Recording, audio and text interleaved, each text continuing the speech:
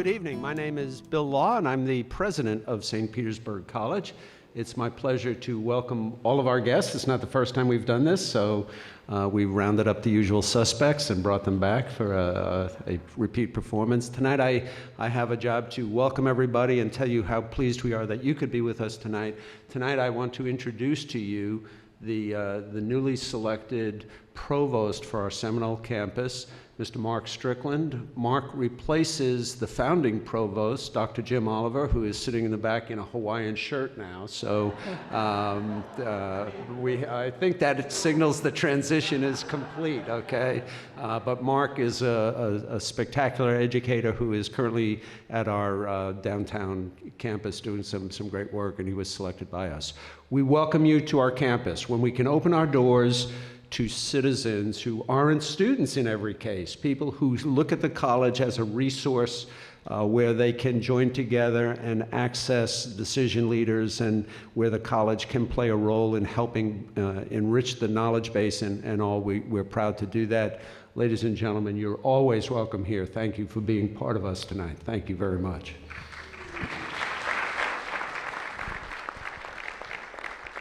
Thank you, Dr. Law. I guess I'm one of the usual suspects, right? I'm Al Rochelle from Bay News 9. Bay News 9 is partnering with Pinellas County along with St. Pete College and the Institute of Strategic Policy Solutions to bring you tonight's Community Conversation. And we're coming to you live from the Digitorium on the Seminole campus of St. Petersburg College, recently named after Dr. James Oliver, by the way. Audience, thank you so much. This is almost double the audience we had last year. Thank you so much for showing up. We really appreciate your being with us. Give us yourself a round of applause, if you would. All right, we'd also like to welcome the folks participating online, by phone, and watching on television. Thank you so much for joining us. Now tonight, Pinellas County commissioners and administrators want to have a conversation with you about your priorities, your concerns, that includes you out here, and the quality of life issues that face all of us as we raise families, we work, and live here in Pinellas County. Let's get started by introducing Commission Chairman John Maroney, who, by the way, was a spectacular guest on Bay News 9's Political Connections, which of course runs at 11 a.m. and 8 p.m. on Sundays. There's my commercial. John? Thank you, Al. It was great being there. It really was. I want to thank Dr. Law for allowing us to come here again this year, and also for the community to come out and feel free to talk to us anytime, even though it's 1 hour tonight. We're always available to talk or answer your emails. We're looking forward to having this discussion with you. I would like to introduce our commission. I'm going to start with our Pinellas County Vice Chairman, Charlie Justice. Charlie? Good evening. And Charlie, you want to introduce our group? Oh, thank you, Chairman. Also, if you came in tonight, you were greeted by our wonderful students of our Youth Advisory Committee. These are high school students that spend a year getting to know the ins and outs of county government, learn a little bit about a potential career in public service. So we appreciate the students being here, and we appreciate you being here. Thank you, students. Also, I want to introduce Commissioner Pat Gerard, one of the new members on our board. Pat. Commissioner Karen Seal, the longest-serving member out of the 7 of us. Commissioner Ken Welch. What can I say about you, but everything good. The other new commissioner, Dave Eggers, former mayor of Dunedin, who now serves with us since November. And Commissioner Janet Long, who most of you already know right here from Seminole. And then we have someone named Mark Woodard, who keeps us all in line, our county administrator, and he is not new. So it's great to have you, Mark, and looking forward to having this great discussion now. Thank you. All right, John, thank you so much. Now, lots of ways you can participate tonight. 5, for example, if I kept it back here. For those in our audience, you're going to step up to Jane. She's right up here with your yellow card, or is it green? It's green. I'm just colorblind. With your green card, with your question, if you don't want to read their question out loud, you don't have to. She can read it for you. Or you can hog the microphone and kind of do what you want. But please, if you would just kind of restrict your question to your question. If we'd appreciate that, that'll mean we can get more questions in and not so many comments, per se. All right, if you're joining us online, the instructions are down here somewhere in the magic world of television, telling you what you have to do. If you're watching on television, you can go online to pinellascounty.org/community conversation to watch this event, and you can also blog in your questions. And you can also join our conversation by phone. Here's the phone number right now, and no, you can't get a pizza if you call this number. It's 1-888-409-5380. 1-888-409-5380. An operator will take your question. We're also calling Pinellas County residents right now to join the conversation and if you're joining us by phone, all you have to do is press 0 at any time to ask a question. Someone will take that question for you, and we'll get you off and rolling throughout this evening. So we also have, oh, by the way, Twitter and tweet and all that sort of stuff at Pinellas C-C. I'm not a big tweeter, okay? I'll just tell you that right now. First of all, I'd like to introduce now Mr. Mark Woodard. Pinellas County has conducted a citizen survey to tell us more about that survey, why they did it, and some of its findings. Mark, good to see you. Thank you, Al. Good to see you. And before we get into the survey, I've always wondered how it is that you and other news anchors deliver the news so quickly and so seamlessly. And I'm going to reveal your secret. Studio audience, see this machine over here? He just reads what's on it. Now, wait a minute. I get to ad-lib occasionally. Thanks, Mark. Thank you, Al. So Al is right. On an annual basis, the county does a citizen survey. Why? Because it's important to the board to know what you think about the county, what you think about the county's services, what you think about the quality of life in Pinellas County. So this year marks the 5th year that we've done that, and it gives us not only really good information in terms of how you perceive the county and our services right now, but how you've perceived those services over time.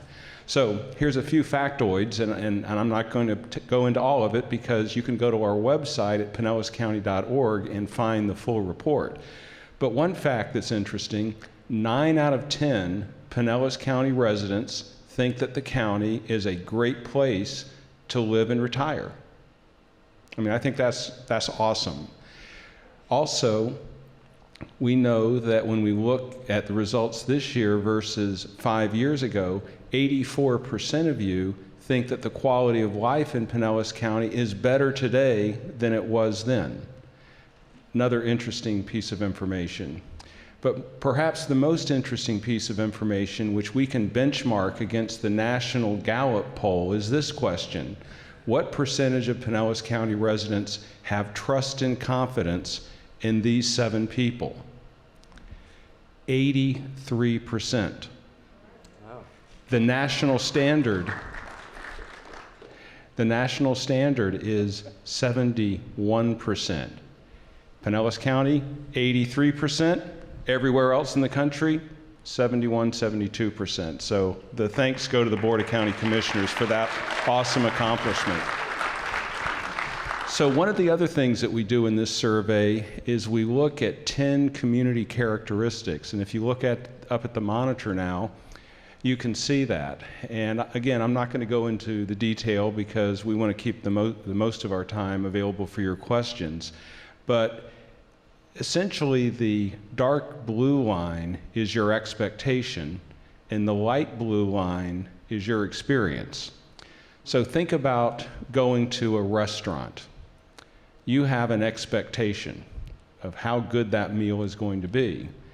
And how many times have you gone to that fancy restaurant only to find that the actual experience of eating there didn't live up to the expectation? Well, we kind of view our services the same way. We want your experience to be every bit as good or better than what your expectation was. And you can see that we really do a very good job in some areas. So up at the top, moving counterclockwise to the left, volunteer opportunities, cultural events and social activities, recreational opportunities. Those are things where your experience with the county meets your expectation. That's a good thing. But let's take a moment and just move over clockwise to the right from the 12 o'clock position. Housing affordability, health and human services for the disadvantaged residents, availability of career opportunities for my children, and quality of public infrastructure. Those are areas where your experience is not keeping up with your expectation. So what does that tell us? That tells us that those are opportunities for improvement. Those are areas where we want to focus our attention, focus our resources. And one way we've done that is the Board of County Commissioners recently adopted a new strategic plan. And that will come up next. You can see that the vision, which is the basis for this plan, is to be the standard for public service in America. And that's something that all 1,876 employees that work under the administrator and the Board of County Commissioners are committed to achieving on a daily basis. So from there, we have 5 broad goal areas that you can see: creating a quality workforce and a positive, supportive environment, ensuring public health, safety, and welfare, practicing superior environmental stewardship, fostering continual economic growth and vitality, and then finally at the top, delivering first-class services to the public and our customers. 5 broad goal areas. Within each of those areas, you can see 4 to 6 strategies. And what you don't see, but what we're doing every day for you, is out in our departments, we have those men and women that I referenced earlier doing things that align with those strategies in support of those goals and therefore the entire strategic plan. So if you look at the visual, think about this as the first one down at the bottom, the quality workforce, that's the foundation. The next 3 above that are the support pillars. And if we do all 4 of those things right and accomplish those goals, then we accomplish the 5th goal, which is the roof, which is delivering first-class services to you, the public. As you look at those goals and strategies and think back to those gaps between experience and expectation, you'll see that this strategic plan and its strategies are designed to address those things. So this Board of County Commissioners and all of those county employees are going to be focused this year and beyond to work on those gaps so that next year your experience meets your expectations. Great. All right, Mark, thank you so much. That's good stuff there. I thought it was a promo for a Spider-Man movie for just a second there. I love those surveys because they really do indicate an awful lot about how we're functioning. We're going to start it with some questions that come from our audience right here. Jane is going to have the microphone there. Again, you have the option of wanting to speak, or if you don't, she can read the question for you. Jane, what do you have for us? Thank you, Al. Our first question comes from Robert from Seminole, and he is asking, when will 102nd Avenue from Seminole Boulevard to 131st Street be addressed? This is regarding paving and widening. Okay, Commissioners, go right ahead. And what I'm going to do today is I'm just see you all kind of, chime in. There are some areas that you have expertise, other areas don't. So let's just make sure that we all get a chance to speak. Janet? Al, I think I'd like to take that question since Seminole is my home, and there has not been one time that issue of 102nd Avenue has come to our commission, or when we get our updates from the Florida Department of Transportation on our short and long range plans, that I haven't referenced 102nd and the deteriorating condition of the road and the traffic. It may interest you to know that I have to go in and out of my subdivision on 102nd every morning and come back there at night. And sometimes it can take me 10 minutes, up to 10 minutes in the morning to get out of my subdivision. So you may also remember, if you've lived here for a few years, that approximately 6 years or so ago, there was a public hearing, several of them actually, in Seminole, about the plans for 102nd.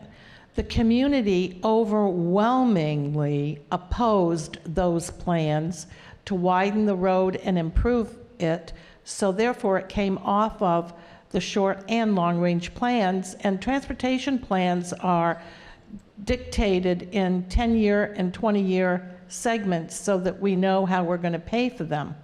So I'm going to turn the rest of this conversation over to our county administrator to give us an update, because I complain about it all the time. Do I not, Mark? Indeed, she does. And thank you, Commissioner. I thought you answered that question very well. As the Commissioner Wong indicated, oftentimes we have these community needs, but we'll have other community groups that oppose those solutions. In this particular case, we'll have to look into that in more detail. But I would add that one great source for you with respect to the status of capital projects that the county is doing is, again, if you go to our website, look for the Citizens Guide to the Public. That will link you up to our capital improvement program, which is a 10-year program. You can look at that. You can look under the category transportation in this case, and you could look for that project, and then it would tell you what year it's scheduled to be appropriated for design work as well as construction. John, go ahead. Thanks, Al. Thank you, Al. A little bit more information on Commissioner Long's comments. Commissioner Long was not on the commission 6 years ago at that time, and the community did come out overwhelmingly against doing the improvements. It was like a $34 million capital project, and they said, we don't want it. It's like, please don't spend the money. We don't want it. We don't need it. But we did agree that some improvements should be done on the sides of the road. One of them was something that we just got completed. It was on the bridge because there's so many horse farms off of 102nd, and that's where a lot of the folks who didn't want that improvement because of it would have put the road closer to the horses and upset the horses and all that. And so that's why that was kind of shelved. But there still are improvements we need to make per the agreement that we did with them. I think we got it down to like $3 or $4 million. So we're still need to do stuff out there. It's just not the big plan that originally was proposed. Okay, and we'll give you the phone number one more time so we can get in some of these online comments as well. It's 1-888-409-5380. Again, if you want to participate online on the computer, and we'd love to hear from you as well. All right, Jane, you've got somebody else with a comment from the floor? I do, Al. We have Guy joining us this evening from Seminole, and he's got a question.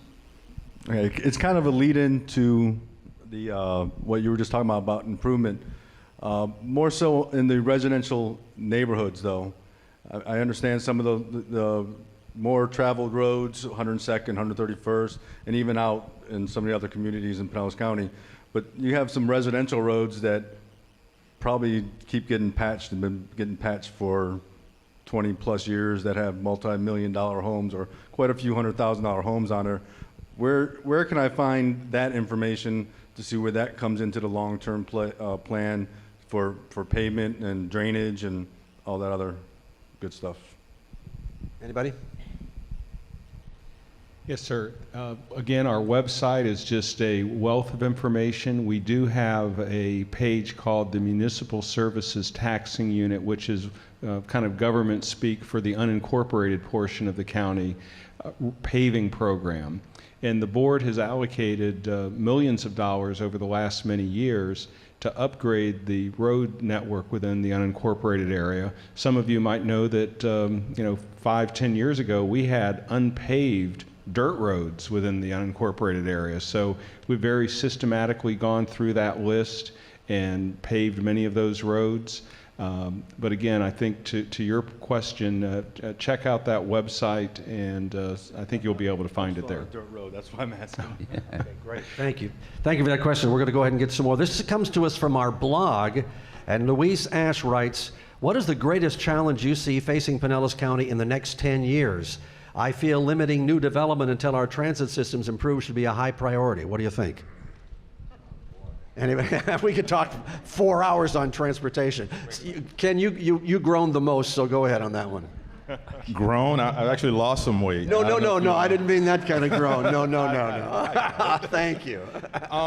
What an open-ended question. I mean, we're in a great position in Pinellas County. I mean, part of the reason that we had to cut back on road maintenance, on the arts, on recreation, on so many other, worthy initiatives was because of the recession.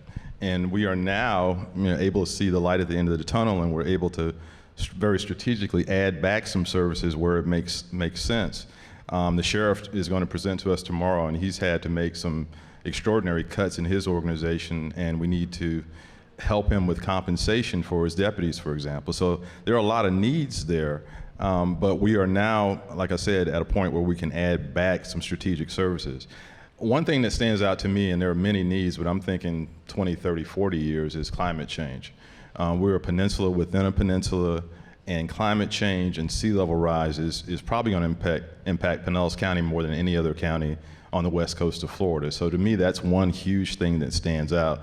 But that is, again, more a 30, 40-year issue, but we need to start planning now. Okay. Any other comments? Go ahead, Charlie. Thank you. I think when we're talking long-term plans, the human side of it is critically important. And the county has identified 5 poverty zones throughout Pinellas County. In some of these zones, people are living in situations that the worst of the worst. You know, it's the high level of recidivism and crime rates, dropout rates in school, homeless rates, and we've partnered with the city of St. Petersburg recently to create a community redevelopment agency for South St. Petersburg. We're now starting the process to create one in the Lellman community in unincorporated Pinellas to address some of those needs. If we can lift a percentage of the people out of poverty and give them hope for economic development, for jobs, we can really make a huge difference for the future of Pinellas. And that's kind of interesting because the next question came from Patricia that said, what are you doing about affordable housing? To follow up on that is that last year we set aside $15 million from a previous Penny for Pinellas and a land assembly fund, which will go towards purchasing land for the opportunity of affordable housing. Karen? And actually, through a very innovative process, we have set up a housing trust fund and a land assembly trust fund. And what we're doing is we're ensuring that whatever affordable housing that we produce stays affordable for up to 99 years.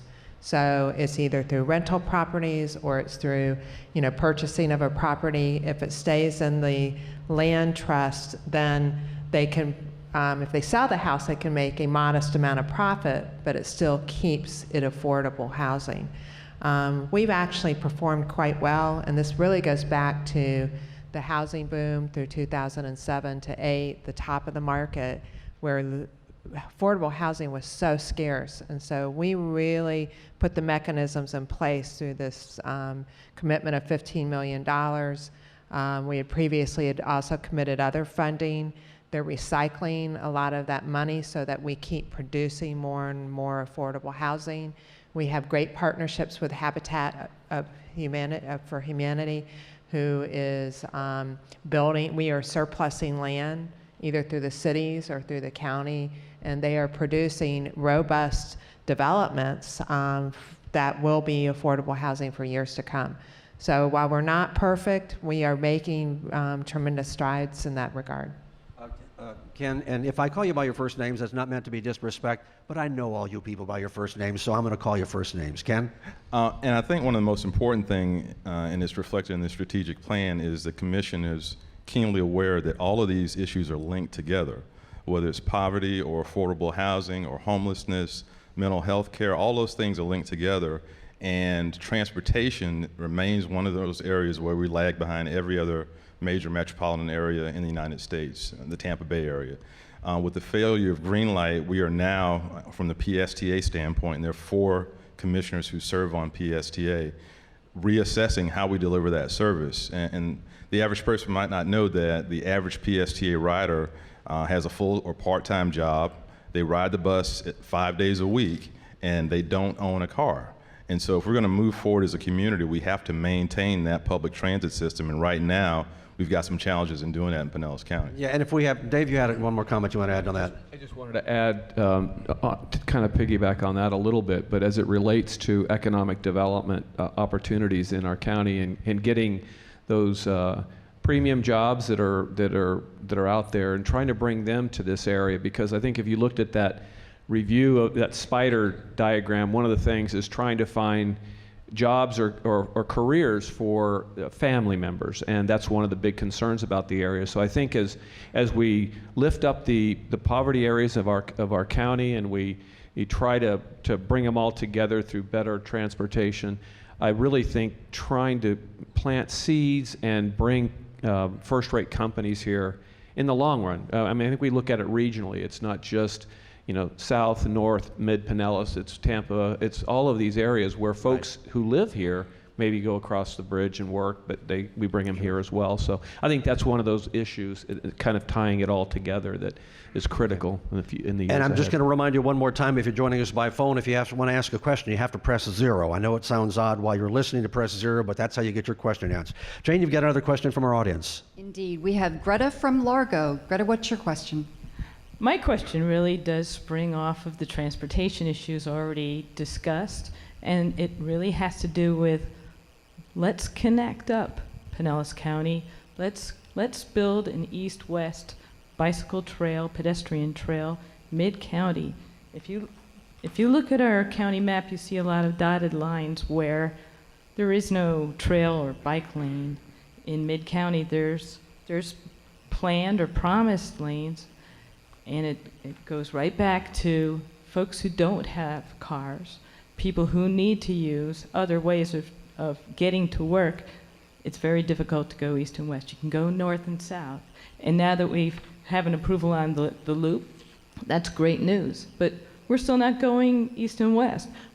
I would love to park my car and ride to work, but I can't. It's too dangerous. So I would like to ask if you guys have put any thought into your finding advantages, opportunities with other projects to build in a trail plan, a design, or do what Dunedin's doing and widen existing sidewalks. I think it's Michigan, they widen the sidewalk. It's a great idea.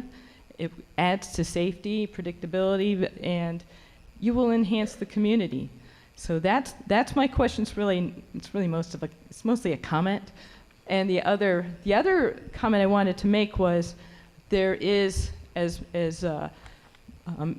Mark Woodard said, there's that website for road construction. There's also an interactive map. Click on that map. It's linked to the work planning data. So as the planners change or put on new roads, that map changes dynamically as the data is being corrected or changed. East-West Trail, one of you want to talk about it? Pat? I'll talk about that because Greta and I were talking about that before we started here. I think it's a great idea to do an east-west trail, and Pinellas County has an incredible trail system that links most of the green spaces in this county, and I think east-west makes a lot of sense.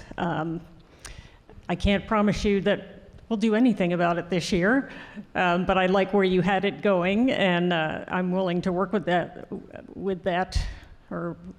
you about that.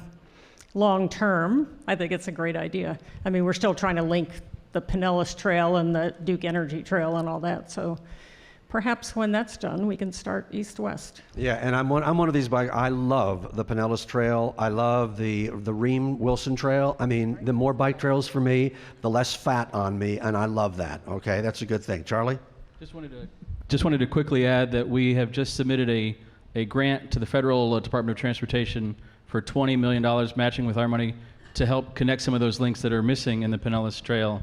And something that I learned in this process was that 2/3 of the people that use the trail use it for transportation, getting to work, getting to school, not for recreation. Wow. And so it's a critical part of our economic development as well as the recreational component. All right. You had something more, Dave? Just real quick, and to the point that you brought up as far as in Dunedin and the widening of the sidewalks, it's a tough battle. You know, every place along the county has its unique challenges to get ourselves east to west. And I think what they've done, or what we did in Dunedin, was start, and we've kind of started from the trail and moving ourselves eastward so that we can connect up with the loop that the county's talking about finishing up in Countryside. So, but it takes some real hard work to get it done, because the connections sometimes aren't simple, and sometimes it is using the streets and making all the wayfinding the right way, or widening the sidewalks and committing to it. But I think it's certainly something that the residents want, and so it's something that we need to roll up our sleeves and get working on it. Karen, go ahead. And one of the best programs has been what the city of St. Petersburg has done. And they truly made a commitment to doing connections to the Pinellas Trail. So they have quite a robust bicycle system. The city of Clearwater is getting ready to do an east-west on Druid Road, which I'm sure you're aware of. And as Charlie mentioned, this will be the third time that we've submitted this Tiger grant for federal funding.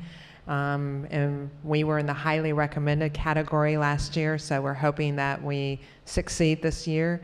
And then finally, and I know if you're avid bicyclists, you do know that the county's made a ongoing commitment for many years that when we repave an arterial road, we put a bike lane on it. And it is at grade and it's on the road, but we are marking them and putting the bike lanes on the arterial roads. John, and then Pat. I just wanted to add that because a lot of people think that's mostly North County, but in that Tiger Grant application, there's a $600,000 ask for the San Martin Bridge in St. Petersburg.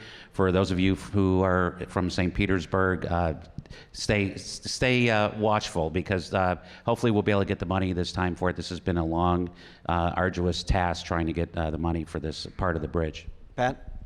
I forgot what I was going to say. Okay, that's good.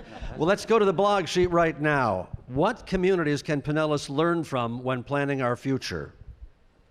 It says, what communities can Pinellas learn from when planning our future? That comes to us from Will on the blog. Pat? Now you remember. Okay, now I remember.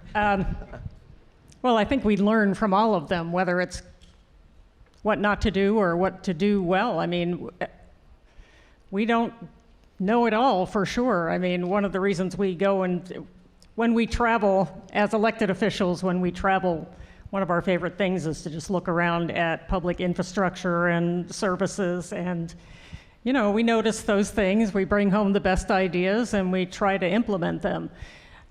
The rest of the country and the rest of the world has lots to show us about that. You know, it's a matter of resources.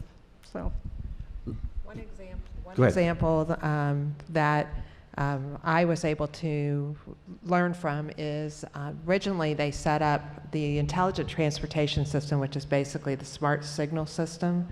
There were 4 test beds in the United States, and I went to the one in Phoenix, and that was in the year 2000. And I came back and I said, I want the smart signals throughout Pinellas County.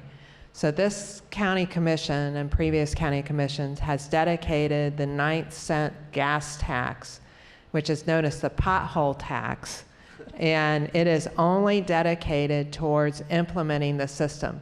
So that's why you see the message board signs. That's why you see some better coordination of the traffic signals, because now it's done in real time instead of the old days when you timed a light, you'd go out and you'd say, I'm putting the counters down. And they will only tell you today, this day of May, there's that many cars, but it won't tell you tomorrow or the next day. So you can't really time the lights unless you use real time. So we do learn from other communities. I know when the Homeless Leadership Board was working on the homeless plan, they go all over the United States seeking out the best practices. And we all also regularly receive county newsletters and other materials, and we voraciously read them looking to see what other idea we can steal. So we do really try to do our very best. All right, this question comes on the phone, and this one, I'm a president of a homeowners association, so I'm sensitive to this one, and I knew this was going to come up. When are you going to address the storm sewer problem now that all of us are paying $115 on our tax bill, and when some subdivisions are told you need to clean out your ponds at a cost of thousands of dollars? What's going to go on in the county, and how long before all of these ponds and these roadways that we are now seeing being worked on are, in quotes, brought up to these new stormwater standards that we all have to live up to now? Well, there's, when in doubt, ask the chairman. There's a tremendous need for a lot of improvement in that area. And that stormwater tax was a very hard vote for a lot of us. But the thing is that we have to meet certain criteria by the federal government and it's a very involved thing that I don't understand all of it either, but they tell you that if you don't do it this way and if you don't meet these standards, you're gonna pay dearly. So we had to do this. Now, the need, and Al brought up the need for the ponds and the lakes. If it's a private pond and if it's a private lake, you know, years ago, maybe the county cleaned it out, dredged it out years ago when there wasn't such a great demand for it. Well, we can't do that now. And there's been a case that, you know, we can't as government go and clean out a private lake or a private pond. So, but we have a program, it's called Adopt a Pond, that our staff could help you with, and I don't know if any of them are here in that department this evening. Kelly Levy runs that department.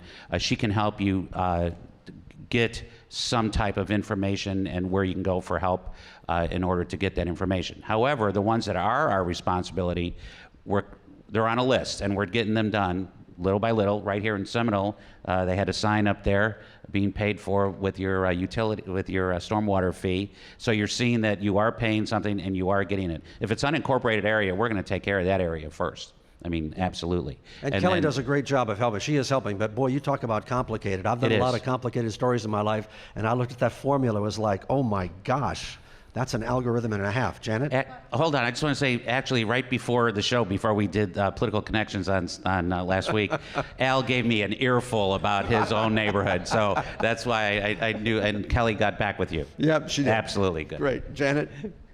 Well, I think as you're thinking about this issue, all of us know that when we passed that legislation, for lack of a better word, we got a lot of complaints from a lot of people.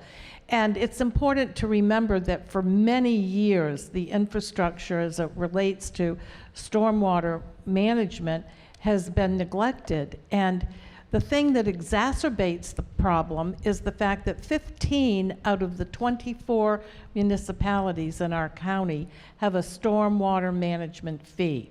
And so if you take a glass that's full of water and you spill it on the table, the water goes wherever it's going to go.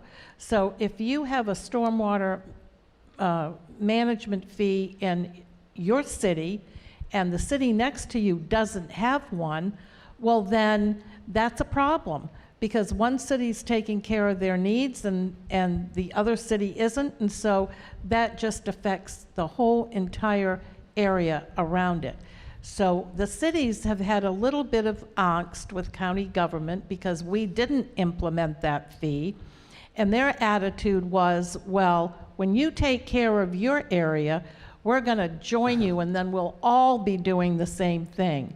So as we move forward, you're going to see, I think, a lot of improvements. And right here in Seminole, they're starting to do another program on Lake Seminole to take care of the issues in Lake Seminole.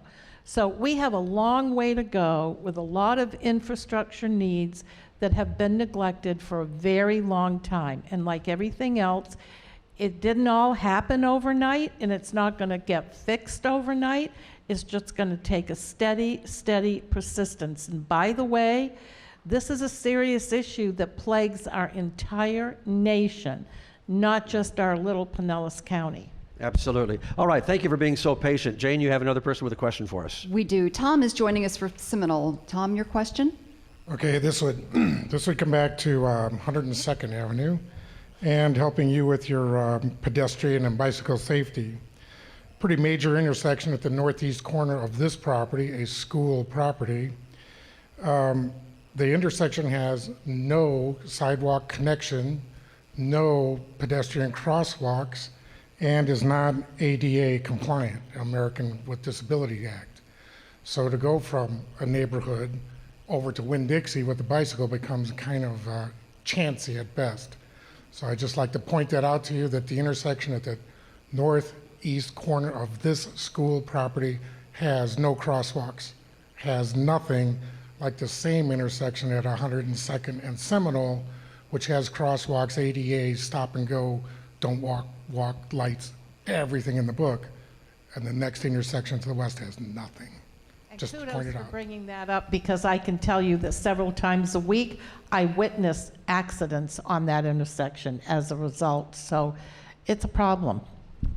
As outlined at Bay News 9 every morning, every 10 minutes on the weather with Chuck Henson. So another commercial along the way. This is a general question coming to us from the telephone. Curtis wants to know how the commission is helping grow startup businesses and to grow good jobs. Anybody? I think we addressed it a little bit earlier, but any specific things, Charlie?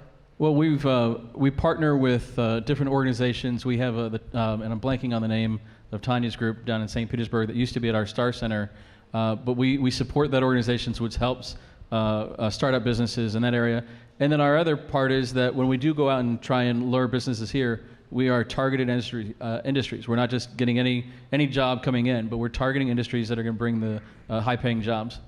Janet? I'd like to point out also that Pinellas County this year embarked on a brand new initiative that's tied with a partnership with the German government to address some manufacturing issues that we have for our labor force. And so now we have programs in 3 parts of our counties that are affiliated with our high schools to train young people while they're in school, so when they graduate with a certification in German manufacturing skills and a guaranteed job with a minimum salary of about $43,000 a year. So we're looking forward very much to that program becoming very robust in our region and helping to provide some very lucrative employment for our young people. And I'm excited to be part of that. All right, Jane, you have another person with a question down there, please. Yes, Stephen from Seminole has a question. Good afternoon or good evening, commissioners and new commissioners. As many of you know, I'm a longtime advocate for youth recreation here in the Seminole area. And, I lost my train of thought. My question is, it's been a year since you provided sustainable income to the Eastlake area for youth recreation.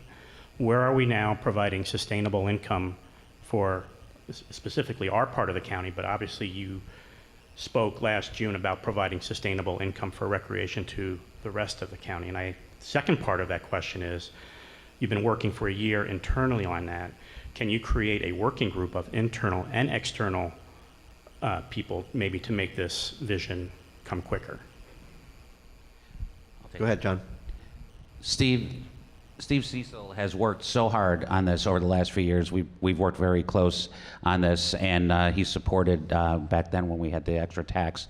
And then we lost that money, and then you didn't get any more money. Then we gave it to Eastlake last year, and then everyone started coming back to us as like, okay, what can you do for us? And our unincorporated area has been suffering in this area. And Steve has worked really hard, and he's been very patient along with the others in trying to get the plan for Seminole Warhawks going. As you know, and I know that you're aware of this, Paul Kazi in our department has been working really hard with all the players, and I'm actually going to turn this over to Mark to give you the most up-to-date where Paul's at with that, because we were scheduled to have some work sessions, and different reasons we had to cancel them and stuff, but I think we're getting close to that point that we need to have to give them an answer. So I'll turn it over to you, Mark. Yes, thank you, Commissioner. Steve and I spoke a little bit before the discussion here today, and he has been in contact with our staff. You know, there is a need for active recreation within the unincorporated area, and certainly within the Seminole unincorporated portion of Seminole. So as part of the board's budget deliberations coming up for next fiscal year, I'm certain that this will be an item that we'll have further discussion on. Now, I don't know if this ties together with this coming from one of the blogs. Gabe wants to know if the commission will ever restore the recreation reimbursement and grant programs. Is that the same thing or not? What's that? That was a program that worked very well. Residents, people who chose to go to a city to achieve active recreation was reimbursed for their fee cost. So if it was $100 to be able to go to the city of Largo or the city of Clearwater or wherever, they were reimbursed that personally once they showed proof that they had done that. And I'll turn that one over to Mark, because we've also had a conversation about it, because I thought it was a very successful program. Yes, Commissioner Seal is absolutely correct. It was a reimbursement of costs actually incurred by unincorporated residents taking advantage of active recreation programs within cities. What has happened since then, though, since we stopped that program, is most of the cities have lowered or eliminated that differential between participating in a rec program as a resident or non-resident. However, the second part of this question regarding the grant program, that was one where the county commission made additional monies available to not-for-profits and cities that would enhance the capacity of playing fields and other facilities so that unincorporated residents could take advantage of that. And that's something that we're evaluating as part of this year's budget deliberation. Yeah, you had another comment? Just one last thing is that, you will have a decision package, and in that there is some appropriations for the Seminole complexes as a short-term solution. We hope you support that and keep that small bit of stipend in there. It's less than 1% of what the sheriff's asking, so it's really small. Oh boy. That doesn't help. Hey, I'm just going to remind you one more time, if you're joining us by telephone, at that 1-888-409-5380 number, that you have to hit 0 if you want, after you've called us, to ask a question. A question that I want to ask, and we'll get some more out here.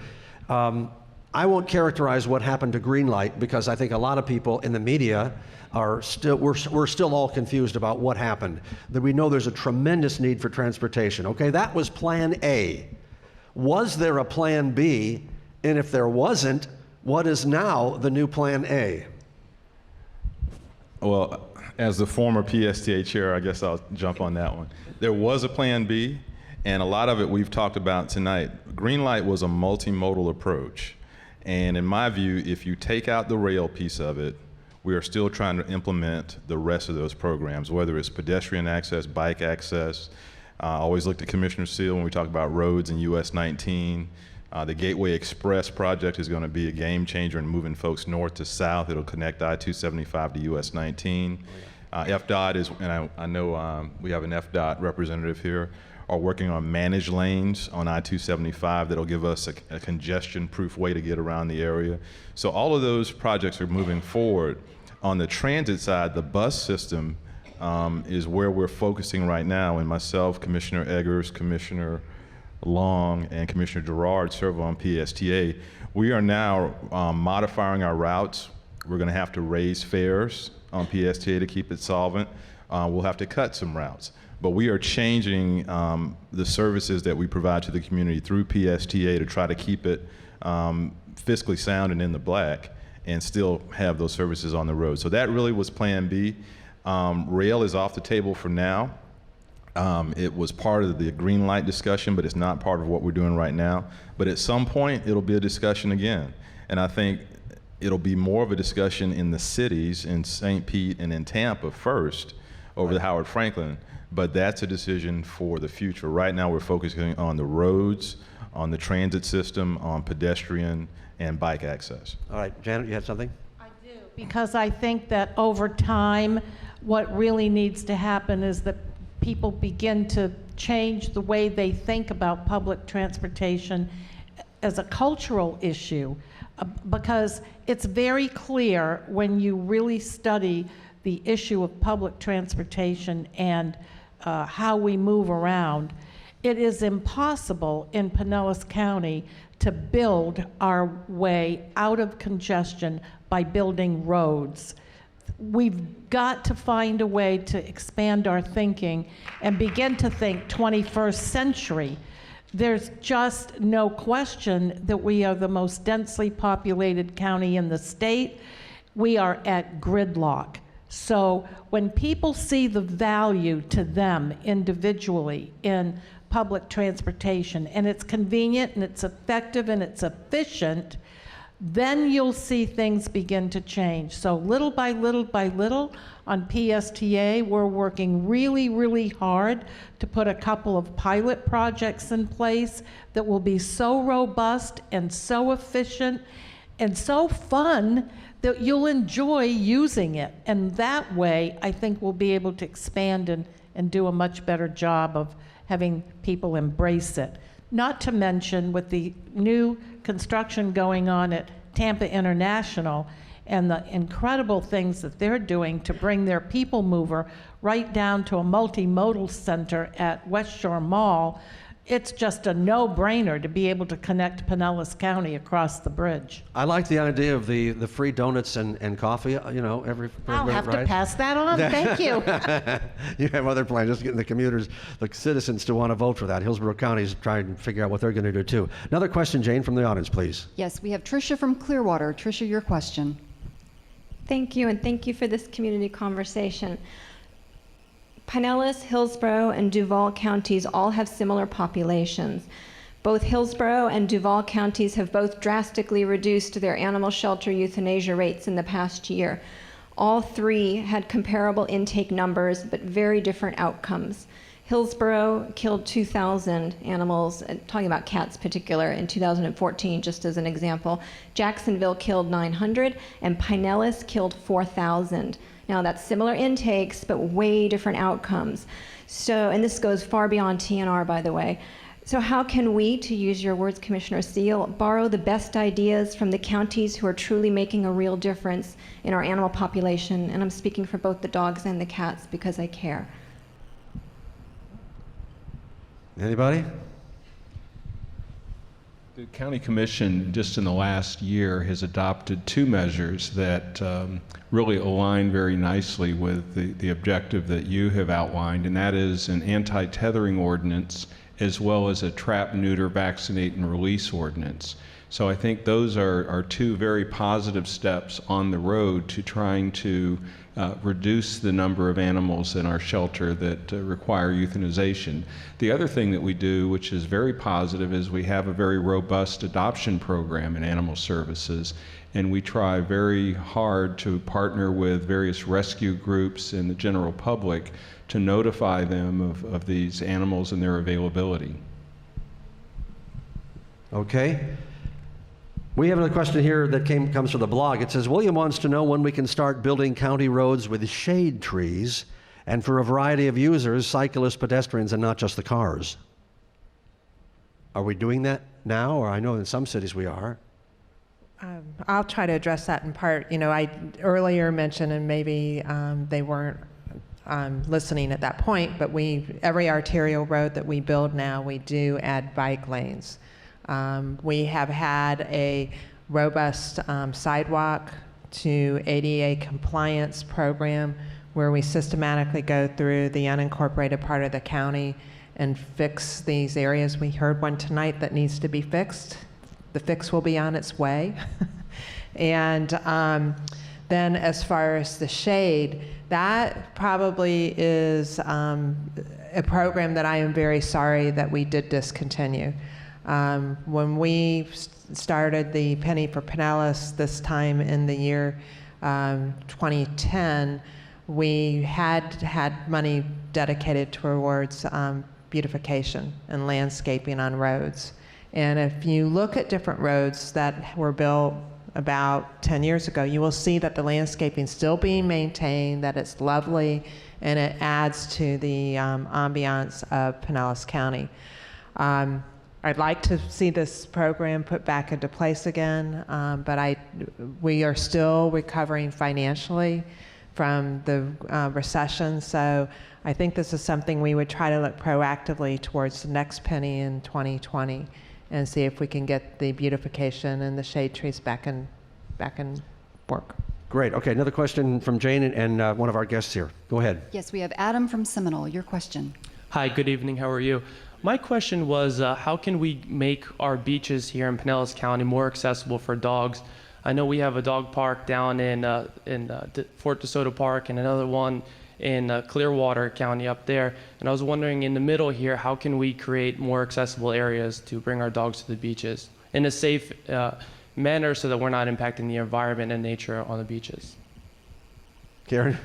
That's something that we would have to work with our cities on, because nearly every beach is in a city, and only at, say, Sand Key Park that the county owns, that's a county-owned park.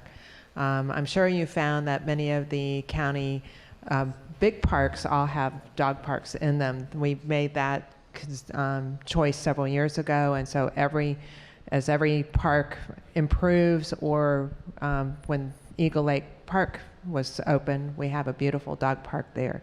But Yeah, that's a conversation we could definitely have with what we call the Big C, which is the Barrier Islands Council, and ask them whether collectively we could figure out a solution to that. Okay, because my dog likes water too. Because we're winding down, I get to ask one of my questions, and you don't have to have the good answer. Raise baseball. Where does the commission stand on raise baseball? Ken, are you going to build a stadium in your own backyard? You know? Well, let's just say that the county commission through the TDC has contributed more than $100 million in debt service to pay off Tropicana Field, and we'll pay that off this September. Right. So the county commission has been a partner, I think the main partner. We actually own Tropicana Field to save the citizens of St. Pete more than $1 million in taxes. So we've been a partner. What I would just say is that the conversation needs to move forward, and that is in the hands of the St. Pete City Council and Mayor Kreisman right now. 2 years ago in January 2013, the Rays came to a county commission meeting, and we talked then about the need to move forward in this conversation. So we think Pinellas is the best place for the Rays. I-275 runs both ways, and folks can get here very easily to Tropicana Field. They ought to go see the Rays. They're in first place. But there's a limited life to Tropicana Field, and at some point they'll need a new ballpark. But the conversation needs to move forward, so we'll know if there'll be an ask to Pinellas County to continue that partnership. That's my opinion. Okay, great. Another question from the floor here. Yes, we have Dane from Seminole. Your question, please. Yes, good evening, Commissioners. You've touched on, I had 3 questions. You kind of touched on 2 of them. Just want to expand a little bit. One is on a tax assessment for the water runoff that you addressed already. My home was built in the 50s, neighborhood the same way. We're being charged the same as everybody else. I haven't changed any green space where I'm at. I'm not causing a problem. We got orange groves and stuff that are gone and now housing. That's a problem. I think you need to look at how you're charging the citizens and assessing them this fee and make it more fair. Like I said, I haven't changed any green space. Take a look at that. I'm asking you. Yes, there is a problem. Charging developers, it's a boom coming again, it looks like again. Impact fees, all that. I know in the past they either waived them or didn't charge them what they should, and you need to take a look at impact fees. The other issue is PSTA. You talked about that. We're being charged on our taxes for PSTA assessment. I see now free Wi-Fi on the PSTA bus. That's great. Why are we paying? You know, why are we helping subsidize that? Let them, as mentioned, let them raise prices, let them get in the black. It's a business. Let them run it as a business. And the third thing is, I haven't heard it tonight, but we got a notice in a water bill. You want to raise our water rates. Water's been an issue. I've been here since 1980s in Pinellas County. I've always heard that. You're still there. Yeah. I've always heard water's an issue. Conserve. We don't have enough water. You're still allowing building, people putting stuff up. We're growing more and more. Madness. Nestle making billions on pumping our water, our natural resource out of the wells here. Millions of gallons of water a day, making billions in dollars on it. Why are we suffering? Let's change it, you know. Thank you. Yeah, we're kind of running out of time. Water rates, what's the situation on that? I know you've been talking about that recently. We voted last night. The vote was 6-1 on raising the rates. It's 1.75% for the next 4 years. Over the years, we weren't raising the rates, and then what would happen is that we would have to raise them in order to keep up with it or keep up with the costs, and you would get a 20% hit. And the board changed the way that we thought on that a few years ago, and we said, look, we're going to do this every year. That way it'll be nominal, and people will be able to put it into their budgets. And next year, what we voted for last night, it's actually 11 cents a month on the most basic rate increase. 11 cents, then it's like 15 cents the next year. It's only 1.75% each year. Listen, if you have questions or you want to ask the commissioners afterwards, you're certainly allowed to stick around and they can answer some of those questions. But hey, thank you so much for participating. Give yourself a round of applause. And for everybody that was at home, we sure appreciate you taking part in this event. We also want to thank all the folks here at St. Petersburg College, President Dr. William Law, the staff of the Seminole campus, the Institute of Strategic Policy Solutions, and my employer, of course, Bay News 9, for partnering with the county to bring us this community conversation. We appreciate you joining us tonight. I want to remind you that you can view all the citizen survey results and the county strategic plan on the county's website at pinellascounty.org/strategic plan. And as always, you can contact your elected officials or county administrators with any questions or you concerns that you may have. Again, thank you so much. They desperately want to hear your feedback, especially if it's good, but they'll take the tough questions too. Thank you, and take care, everybody.